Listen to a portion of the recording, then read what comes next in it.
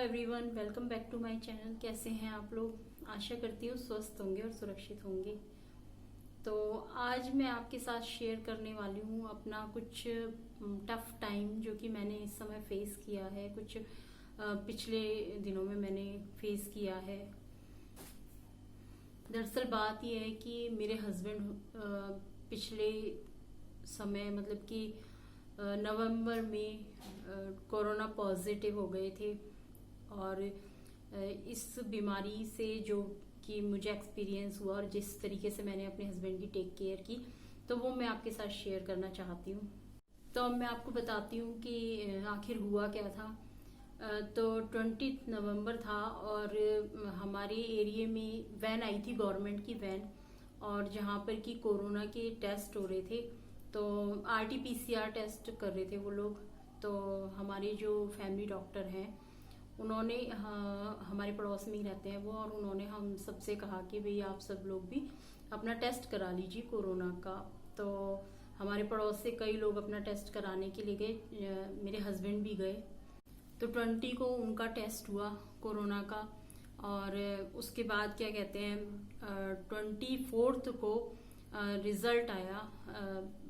वैसे जो इसका रिजल्ट आना था, इस जो भी मतलब कि कोरोना टेस्ट का जो रिजल्ट था वो आना था 21 को, लेकिन 24 को वो रिजल्ट हमें मिला है। उसकी जो रिपोर्ट है वो हमें मिली है, और वो भी हमने बहुत ज्यादा अपने एफर्ट लगाए जब जाके वो रिपोर्ट हमें मिली।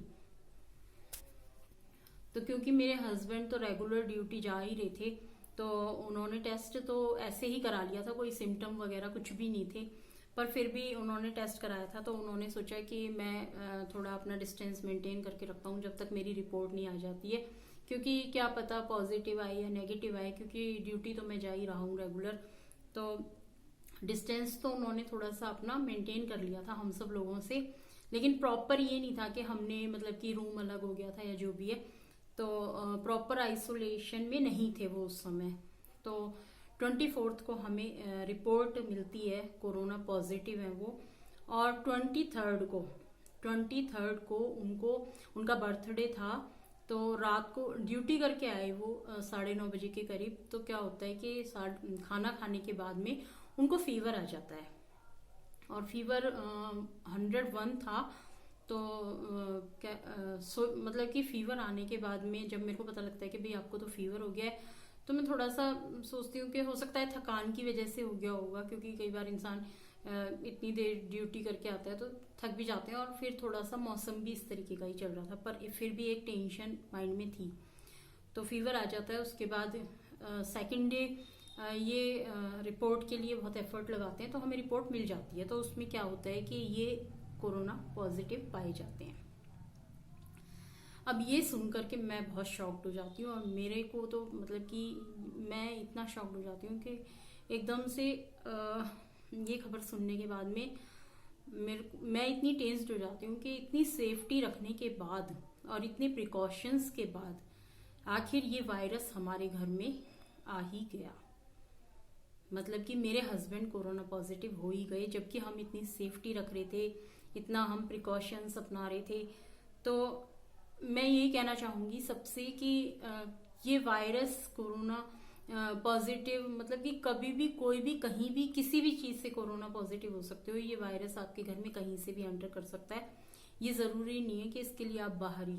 खैर, जब हमें पता चला कि जब इनको पता चला कि भाई हाँ कोरोना पॉजिटिव हो चुके हैं, तो तभी इन्होंने कहा कि भाई मैं तुम सबका भी टेस्ट करा देता हूँ, क्योंकि हम तो साथ में ही रह रहे थे, तो एक बार क्लियर हो जाएगा कि और कोई तो घर में पॉजिटिव नहीं है। तो हम फटाफट डिस्पेंसरी गए, पास में एक डिस्पेंसरी थी, तो हम वहां पे गए और हमने अपना टेस्ट कराया RT-PCR। तो हम तीनों यानी मेरे 2 बेटे और मैं, हम तीनों नेगेटिव थे, हम पॉजिटिव नहीं थे। तो डिस्पेंसरी से आने के बाद मैं मतलब कि इतना मेरे को शॉक लगा कि मेरा BP लो हो गया, और मैं डर गई एक तरीके से। जिस तरीके से कोरोना दिल्ली में फैला हुआ है और जिस तरीके की खबरें न्यूज में आ रही हैं और सोशल मीडिया पे जिस तरीके की खबरें आई हुई हैं, तो मैं बहुत ज्यादा डर चुकी थी। और मेरे माइंड में ये था कि अब मैं क्या करूं। अब मुझे मतलब कि कोरोना पॉजिटिव हो चुके हैं, ये मैं इनको किस तरीके से संभाल पाऊंगी या नहीं, मैं इनकी केयर कर पाऊंगी। तो मेरे माइंड में ये था, और मेरा बीपी लो हो गया एकदम से, और मैं इतनी शॉक्ड हो गई कि मतलब मुझसे उठा ही नहीं गया 2-3 घंटे। लेकिन फिर मेरे बेटे ने मुझको थोड़ा सा ग्लूकोज वगैरह और ये सब चीज़ें दी, तो मैं थोड़ा सा, और मैं थोड़ी सी मतलब कि थोड़ा अच्छा फील करा मैंने, और मैं उठ के मतलब मैंने सोचा कि भाई मुझे अपने हस्बैंड को भी संभालना है, और मेरे को अपने बच्चों को भी सेफ रखना है, और खुद को भी सेफ रखना है, और उनकी मेरे को केयर भी करनी है। तो इस समय मुझे खड़े होना पड़ेगा, मुझे अपने बारे में ना सोच करके उनके बारे में सोचना है। तो अब हमने क्या किया कि उनका क्योंकि होम आइसोलेशन करना था, तो हमने उनका रूम अलग कर दिया, उनको एक रूम में आइसोलेट कर दिया, और उसमें और हमने उनके जो बर्तन थे वो अलग कर दिए, ठीक है। और लेकिन मैं उनकी केयर पूरे तरीके से कर रही थी, और मतलब कि मैंने यही सोचा कि मैं उनकी डाइट पे ध्यान दूंगी, और जो भी उनकी दवाइयाँ होंगी वो उनको रेगुलर मतलब वो लेते रहेंगे। तो क्योंकि हमारे साथ एक और मतलब कि एक सीन और हो गया कि जो हमारा जहाँ से हमने टेस्ट कराया था, उन लोगों ने वहां पर जो हमारा क्या कहते हैं रिकॉर्ड था वो उनसे खो गया। उन्होंने रिपोर्ट तो हमें मिल गई, लेकिन वहां पे हमारा कोई रिकॉर्ड नहीं था, जिसकी वजह से हमें गवर्नमेंट से कोई फैसिलिटी नहीं मिली दवाई की, ना ही हमें ऑक्सीमीटर मिला। केवल हमें नहीं मिला, वैसे हमारे पड़ोस में जो लोग थे उन लोगों को सबको गवर्नमेंट से फैसिलिटी मिली है, उनको ऑक्सीमीटर भी मिला है, उनको दवाइयाँ भी प्रोवाइड हुई हैं। तो रिपोर्ट पॉजिटिव आने के बाद हमने जो हमारे फैमिली डॉक्टर हैं उनसे कंसल्ट किया, तो उन्होंने हमें जो कोरोना की जो दवाइयाँ चल रही हैं, जैसे कि मल्टीविटामिन हो गए, और विटामिन सी की टैबलेट, एक गले की थी एंटीबायोटिक, और क्या कहते हैं एक डोलो, तो ये दवाइयाँ उन्होंने प्रिस्क्रिप्शन में हमें लिख के भेज दी। उसी समय मैंने इनकी ये दवाइयाँ स्टार्ट कर दी इनको देनी, और दवाइयों के साथ मैंने इनको एक डाइट, जो कि कहते हैं ना कि अच्छी डाइट क्योंकि मैंने ही सोच लिया था कि मेरे को इनको किसी भी तरीके से ठीक करना है, तो मैं इनकी केयर करूंगी। तो मैं इनको प्रॉपर जो भी डाइट वगैरह थी वो मैंने इनकी स्टार्ट कर दी। तो जो हमारे फैमिली डॉक्टर थे उन्होंने हमें ये भी बताया कि आप इनका जो ऑक्सीजन लेवल है तो वो चेक करते रहिएगा, मतलब कि ये चेक करते रहें अपना ऑक्सीजन लेवल, क्योंकि ऑक्सीजन लेवल इसमें अगर नीचे जाता है, मतलब कि कम होता है ऑक्सीजन लेवल, तो उसमें थोड़ी सी प्रॉब्लम होती है, तो उस समय हमें हॉस्पिटलाइज्ड हो जाना चाहिए। तो इनको 2 दिन तो इनका ठीक से निकल गया, लेकिन 3rd डे इनको थोड़ा सा सांस लेने में इनका सांस फूलने लगा, और इनका जो ऑक्सीजन लेवल था वो 85, 84 इस तरीके से आ रहा था, 86, कभी 85, कभी 84। तो फिर हमने कंसल्ट किया अपने फैमिली डॉक्टर से, तो उन्होंने कहा कि इस समय थोड़ा ये चिंता का विषय है, तो आपको इस समय हॉस्पिटल में एक बार जाके ज़रूर आपको अपना दिखाना चाहिए। तो फिर हमने कहा चलो ठीक है। तो फिर मैंने जहाँ पे जिस डिपार्टमेंट में जॉब करते हैं वहाँ से हमें एक बहुत अच्छी सुविधा ये मिली कि वहाँ से हमें एम्बुलेंस की हेल्प मिल गई। तो वहाँ हमने फ़ोन कर दिया, वहाँ से एम्बुलेंस आ गई, और ये हॉस्पिटल चले गए। हॉस्पिटल जाने के बाद जो वहाँ का मतलब कि गवर्नमेंट हॉस्पिटल था, तो वहाँ पे जो कोविड सेल था वहाँ पर डॉक्टर ने इनका चेकअप किया, इनका चेस्ट एक्सरे हुआ जिसमें कि थोड़ा सा इन्फेक्शन था, लेकिन डॉक्टर ने कहा हॉस्पिटलाइज करने की ज़रूरत नहीं है और आप होम आइसोलेशन में ही रहिए, और ये जो मैं आपको दवाइयाँ लिख रहा हूँ ये आप समय से लेते रहिए, आप सही हो जाएंगे। तो ये वहाँ से घर पे आ गए। अब क्या था कि मैं इनकी पूरी केयर कर रही थी, और मैं रूम में आ रही थी तो मैं मास्क पहन रही थी, मैं सुबह मास्क पहन लेती थी, और कहीं जाके रात को 11 बजे मैं अपना मास्क उतारती थी, मतलब कि 2 बार मैं अपना मास्क चेंज करती थी। रूम में मैं आती थी इनके पास, और मैं इनको खाना भी, क्योंकि मैं आपको एक चीज़ बता देना चाहती हूँ कि आइसोलेशन बहुत, एक जो हम कोरोना पेशेंट होते हैं ना उनके लिए बीमारी से वो नहीं डरते इतना जितना कि आइसोलेशन से डर जाते हैं। तो प्लीज़ आप अपने जो आपके डियर वंस हैं, लव वंस हैं, आप उनका ध्यान रखिए। जो भी आपके करीबी हैं जो इस समय कोरोना पॉजिटिव हैं, उनके साथ इंसानियत का व्यवहार कीजिए। उनके साथ कोई भी मतलब कि उनको अकेला मत छोड़िए। उनके साथ मैं ये नहीं कहती कि आप उनके पास ठीक है, लेकिन आप उनकी केयर कीजिए। मेन ये है कि आप उनकी केयर कीजिए। अगर आप उनकी केयर करेंगे तो वो बहुत जल्दी से घर पे ही ठीक हो जाएंगे। तो मैं इनकी प्रॉपर मैंने इनकी केयर की। मैं इनको स्टीम दे रही थी, इनको गर्म पानी मैंने रेगुलर दिया। सुबह सुबह से हमारी जो मेरी वो स्टार्ट हो जाता था काम, क्योंकि जब आपके घर में मतलब कि एक पेशेंट है, आपको उनका बहुत ध्यान रखना होता है उस समय पे, क्योंकि इस समय ना तो आपके घर में कोई आप किसी को हेल्प ले सकते किसी की, ना आप कहीं जा सकते। और हमारा घर क्वारंटाइन में था उस समय, तो हम कहीं जा भी नहीं सकते थे, और ना मैं मतलब कि किसी से अपना काम करवा सकती थी। तो सारा काम क्योंकि मुझे ही करना था, तो मैंने सोच लिया था कि मुझे अब प्रॉपर इनकी हेल्थ पे ध्यान देना है। तो मैं सुबह इनको काढ़ा देती थी सबसे पहले, फिर मैं इनको चाय के साथ ब्रेकफास्ट दे देती थी। हेल्दी ब्रेकफास्ट दिया मैंने इनको। उसके बाद मैं इनको फ्रूट कट करके देती थी। उसके बाद मैं इनको देती थी लंच इनका दोपहर का, दाल और थोड़ी सी मतलब कि कोई भी सब्जी और चपाती। तो इस तरीके से मैं इनका लंच, और उसके बाद फिर शाम को फिर से मैं इनको एक फ्रूट भर के एक प्लेट देती थी। एक प्लेट में खूब सारा फ्रूट मैं इनको काट के देती थी, और फिर उसके बाद मैं इनको फिर से मतलब कि कुछ खाने के लिए देती थी, और फिर मैं इनको रात को डिनर दे देती थी। तो इसमें बस यही है कि मैं इनको ज़्यादा ऑयली नहीं दे रही थी, ज़्यादा मसाले वाला नहीं दे रही थी, लेकिन मैं इनको जो भी इनकी पसंद का खाना था वो मैं इनको दे रही थी, जो भी मतलब कि जिससे कि इनका टेस्ट अच्छा हो और इनको खाना अच्छा लगे। क्योंकि इतनी सारी ये दवाइयाँ खा रहे थे, तो उससे भी इंसान थोड़ा सा एक तरीके से अजीब सा टेस्ट हो जाता है। तो खैर टेस्ट, क्योंकि इनको इतना टेस्ट तो आ ही नहीं रहा था खाने में, तो इतना ज़्यादा वो नहीं कर पा रहे थे, ये फील नहीं कर पा रहे थे उस समय।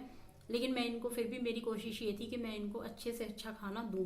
और रात को मैं इनको देती थी कच्ची हल्दी का मैं इनके लिए दूध बनाती थी, जिसमें कि मैं काली मिर्च और क्या कहते हैं इलायची ये सब डाल के मैं इनको दूध बॉईल करके दे रही थी। तो बहुत जो इनका क्योंकि हमें इस समय इम्यूनिटी बढ़ानी होती है, इम्यून सिस्टम अच्छा करना होता है, और उनके अंदर उनके शरीर में दवाइयों को, क्योंकि दवाइयाँ भी जब ही काम करेंगी जब आप प्रॉपर डाइट अच्छे से आप डाइट लोगे तब। तो खैर इन्होंने भी मेरा मतलब कि मेरे साथ बहुत एडजस्ट किया और मेरा बहुत साथ दिया, और ये अच्छे से अपनी डाइट ले रहे थे, क्योंकि रिकवरी मतलब कि ठीक होना था। लेकिन 2 दिन मतलब कि 4 दिन तो काफ़ी हमारे थोड़े कठिन थे, क्योंकि थोड़ी सी खांसी भी हो गई थी इनको।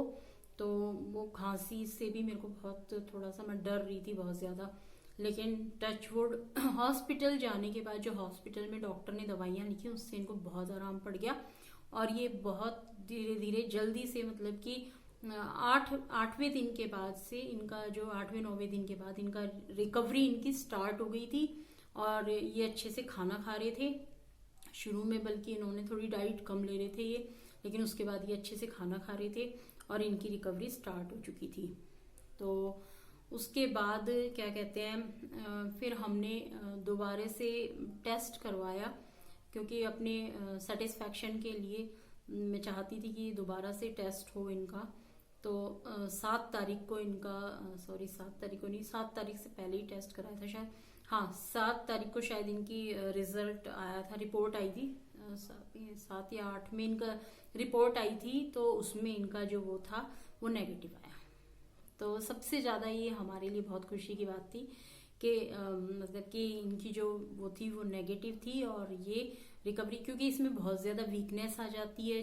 कोरोना के बाद भी आपको बहुत ध्यान रखना होता है अपना, आपको अपनी मतलब कि आपको अच्छी डाइट लेनी है, आपको समय से नाश्ता खाना, सब फ्रूट वगैरह, मतलब अच्छा आपको ग्रीन वेजिटेबल्स जो भी, और दूध रेगुलर, तो ये सब आपको जरूर लेना है।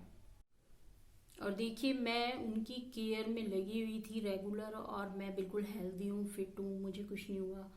मेरे को मतलब कि मैं बिल्कुल ठीक हूँ, और वो भी एकदम सही हो गए हैं।